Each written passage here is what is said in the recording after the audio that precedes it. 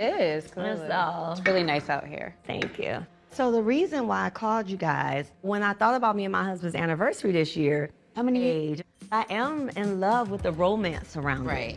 Like I feel, love story. Yes.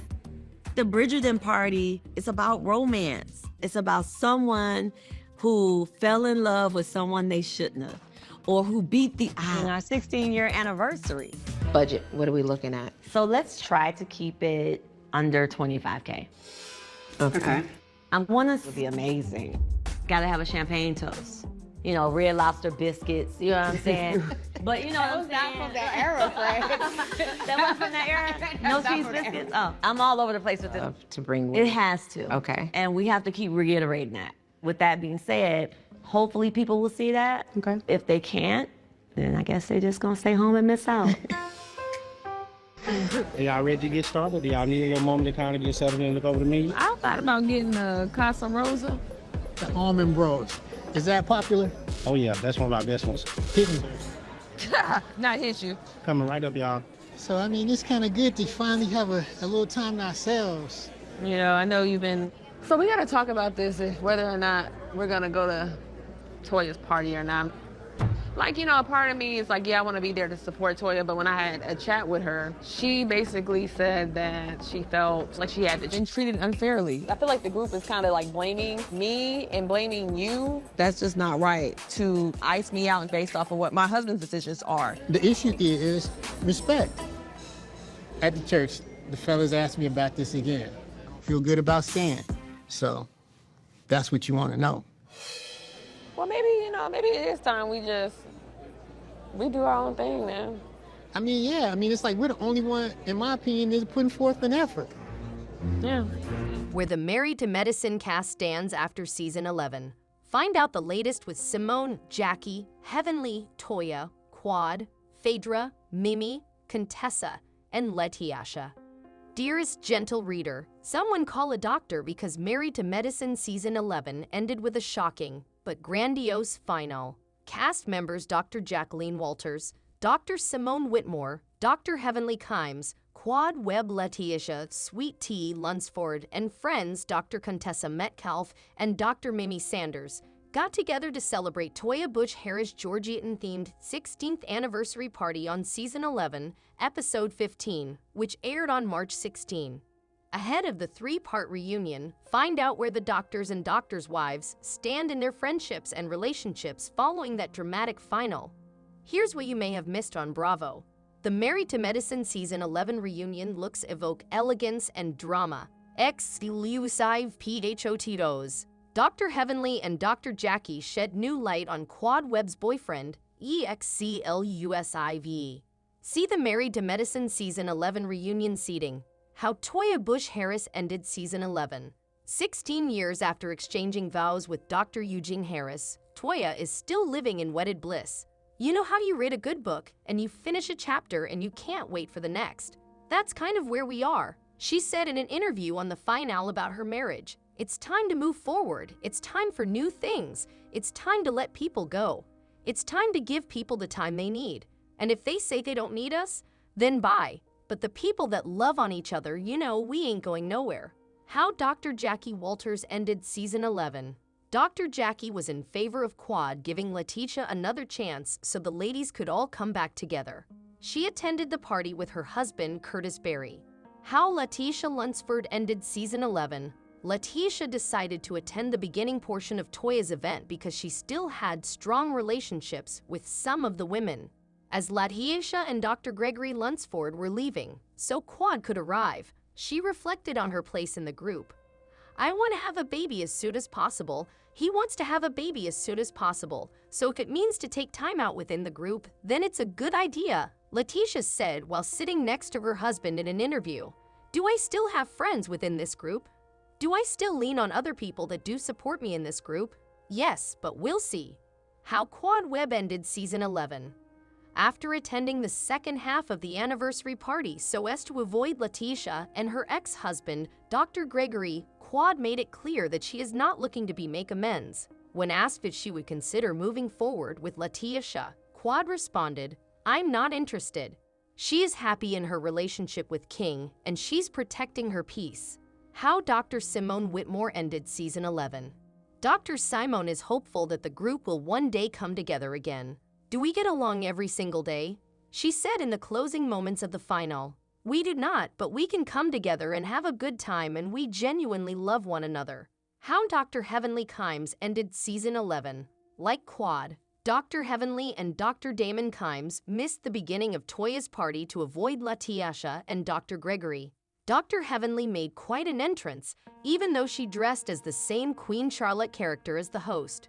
While Dr. Damon chose not to wear a Georgiatan-themed look, Dr. Heavenly was just happy to be with him. At least he's here, she said. How Dr. Contessa Metcalfe ended season 11. Dr. Contessa is happy that she came back to the group, and she's also optimistic that things will improve. And even when you leave, they pull you back in there, she said on the final. They give you a moment, but they pull you back in. This is a good group. How Dr. Mimi Sanders ended season 11. Dr. Mimi and Steve Sanders entered the party in style. I'm all about a theme, Dr. Mimi said in an interview on the episode. It gives me a chance to dress up and get into character. I'm feeling good, Steve agreed. I'm ready to have a good time. Dr. Mimi was excited about the theme, but she wasn't thrilled when Lateasha and Dr. Gregory entered. Here comes the mess, she said. How Phaedra Parks ended season 11. After the Key West trip debacle, which featured a cameo Gregory, it was a lot to take in, and for a certain Real Housewives of Atlanta star, this might have been the last hurrah with this group. In Married to Medicine season 11, episode 12 Calm After the Storm, the cast tried to process the sandbar blowup. With the help of Dr. Mimi's therapy skills, they started to inch toward the conclusion that bringing all of these ex-husbands on a couple's trip was never a good idea.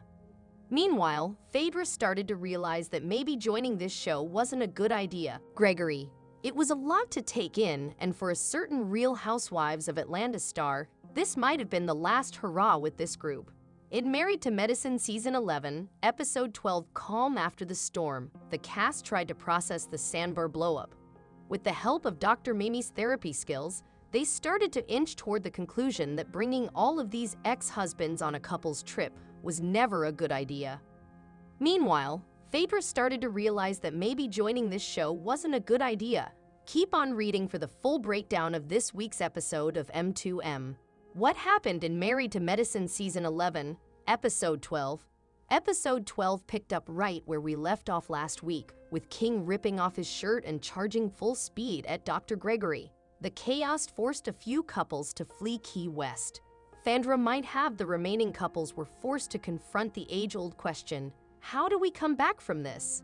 King and Dr. G nearly come to blows. We've all been waiting for this King and Dr. Gregory fight since the Married to Medicine season 11 trailer dropped. This episode kicked off with a full look into what happened, which was actually a whole lot of nothing. King charged at Dr. G, but Chegg stepped in along with a member of the production team to pull them apart. No punches were thrown, but when things started escalating, Sweet Tea and Quad sprinted across the beach like two Olympic track stars to try to pull their men out of the situation. It was a mess. While the men cooled off from their almost fight, Sweet Tea completely broke down in the middle of the beach. There was screaming, there was crying, and she made a few anguished faces in front of the camera that she probably regrets. As if this wasn't enough clownery, here comes Phaedra wrapping up Sweet Tea in her arms. The mortician/lawyer/reality star started praying over Sweet Tea, speaking in tongues and all. As Dr. Simone pointed out, this was all a bit too much. It's hard to see that God would choose Phaedra to speak to Tea, Simone said in a confessional. But God ain't talking to her at all about her *cake-up relationship with Apollo Nida and Sharian al-Mufti. The morning after, fortunately, Dr. Simone was able to get 2 separate boats to get everyone from the sandbar back to the resort in one piece. The next morning, everyone was trying to make sense of what happened. If you feel like we've been here before, it's because we have. This is the 8th episode of season 11 to take place in Florida, and they're always in their hotel rooms trying to come back from some horrible fight. In one room, Heavenly and Simone sat with Apollo and Sharian to try to milk that storyline for everything that they could. Apollo admitted that it wasn't his intention to derail the trip by arguing with Phaedra and Chike. Ultimately, they all seemed to agree that Phaedra probably brought Czech along on this trip to try to get under Apollo's skin. After all, she knew he was coming and originally acted like she was fine with it. Phaedra knew good and damn well that Apollo was coming on this trip, Havenly explained in a confessional.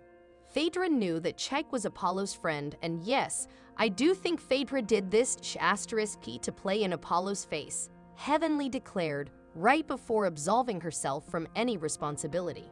Either way, Apollo admitted that it was all water under the bridge for him and Czech. After the blow-up at the sandbar, Apollo said that Czech hit him up to go to the strip club. No hard feelings there. Phaedra called up the PJ and got out of Dodge. Although Apollo and Sherian decided to leave Key West and spend some time away from the cameras in Miami, Phaedra still didn't want anything to do with this trip. The day after the sandbar incident, she was in her room packing up her belongings, ready to get the hell away from the world of M2M. Dr. Jackie dropped by and tried to bring her signature level-headedness to the situation. She tried to convince Phaedra to stay on the trip and try to communicate with the group to see how to move forward. However, Phaedra wasn't interested at all. She could hardly look up from packing her bags. Some people can be played with, but I'm not one of them, the RHOA alum said. I don't play with these types of mean girls, so yeah, I'm gone. With that, Phaedra grabbed her bags, put Czech on his leash, and the two boarded a plane back to Atlanta. It didn't feel like a dignified exit for such an established reality star, but in a confessional, Phaedra made it clear that her issues were with the group. This wasn't just about Apollo. This group does not allow anyone new to survive. Anybody new that comes in, they treat them poorly, Phaedra claimed. I think these ladies are just stuck in their little four-ring circus. The Luncfords went back to Georgia,